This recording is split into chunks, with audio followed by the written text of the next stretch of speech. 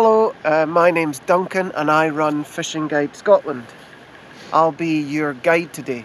Now, my aim of this video is to teach you two casts. Now you might be wondering why I'm standing in a park to do this and not by the river. There's a river just over there. The reason is because parks are great places to practice your casting. Just like a golfer would practice his swing, so a fly fisherman should practice his casting. Okay, so two casts I want you to learn. The first one is the roll cast. The roll cast is an important cast and forms the foundation for a lot of more advanced casts. And the second one is the overhead cast. And this is the cast that you will use in most situations. Okay, so the first one, the roll cast, you use this when you've got obstructions or obstacles behind you and you've got no room for a back cast. That's when you'd use a roll cast. An overhead cast you'd use when you've got enough space.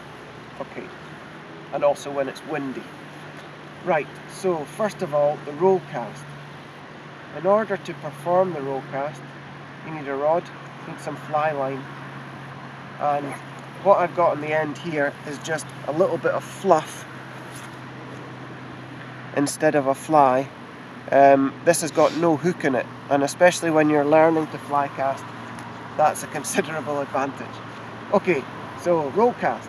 Starting with the rod tip close to the water surface, or in this case the grass, we raise it up to about head height and then slide the line slowly, really this slowly, back along the water surface, and you want to stop here. Here I'm looking for three things. The first is a 3-finger distance between the rod butt and my wrist. The second is that I've got the cork up to my ear, almost as though I'm answering the phone. And the third is this line which you see hanging from the rod tip.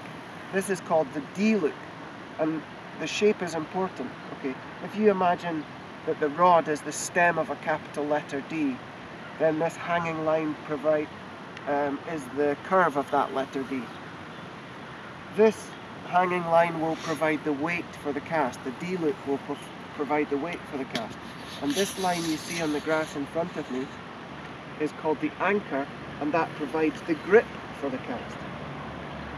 So this position we're in now is key casting position A, and we move from here forward to stop at key casting position B. You'll notice that I didn't move the rod tip very far. It didn't go all the way down. I stopped it there. It's important to do that so that you can project the line forward in an organised way. A critical thing in casting is to move forward with gradual acceleration and perform a hard stop. You can conceptualize this movement if I imagine that there's a wall in front of me with a circle drawn on it, and I've recently been handed a paintbrush which has been dipped in wet paint, and my objective is to get all that paint inside the circle. If I were to go like that, I would get a big stripe of paint along the ceiling and down the wall.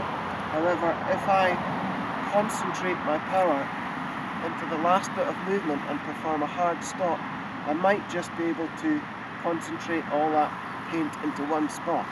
You're going for the same thing when it comes to projecting line forward. It's not about a huge amount of power or using your shoulder, it's about a crisp stop to your forward motion. Okay, so the roll cast again. Starting with your rod tip close to the water surface, you raise up and slide the line back to this position. From here, once you've checked the three critical things, the rod butt, the cork is up close to your ear like you're answering the phone, and that you have a D loop, you then move forward and perform that crisp stop which will project your fly line straight. Okay, that's the roll cast. The second cast is the overhead cast. Now this cast is very useful when you're casting into the wind, It's a very versatile cast. You can use it in a lot of situations. And the overhead cast is a really good cast for distance as well. Okay, so you want to check for 3 things before you start an overhead cast. One is that, 2 things. One is that you've got space behind you. So you don't want to cast your flies into a tree and lose them, or worse still, into a person and hurt them. So before you perform an overhead cast, check behind you. Okay, and the second thing is you want to make sure that your fly line isn't lying in a straight line in front of you. Mine isn't. So what do? Well, I can perform a roll cast to straighten out my fly line. Now I've straightened out my fly line and I'm ready to do an overhead cast. So, starting again with my rod tip close to the water surface, I go up and forward. Okay, so I move the rod from here in one smooth motion to a crisp stop here. It's a similar position, key casting position A, that you saw before in the roll cast. And then from here I pause just long enough for the fly line to straighten behind the rod tip, and then I move forward and perform that crisp stop again and allow the line to straighten in front of me. Okay, so we'll do that one more time. Roll cast to straighten the line, and from here I'm going tip, top, 10. I'm saying 10 because if you imagine a clock face, then that might be at just about 10 o'clock. And we go back to a maximum of 2 o'clock. But it's quite a good idea to tell yourself that you're going to 12 o'clock, because you will naturally go to 2 o'clock anyway. If you tell yourself you're going to 2, you might go a bit too far. Okay, so tip touching the surface, top up here, pause, and 10 o'clock there. Okay, and that's the overhead.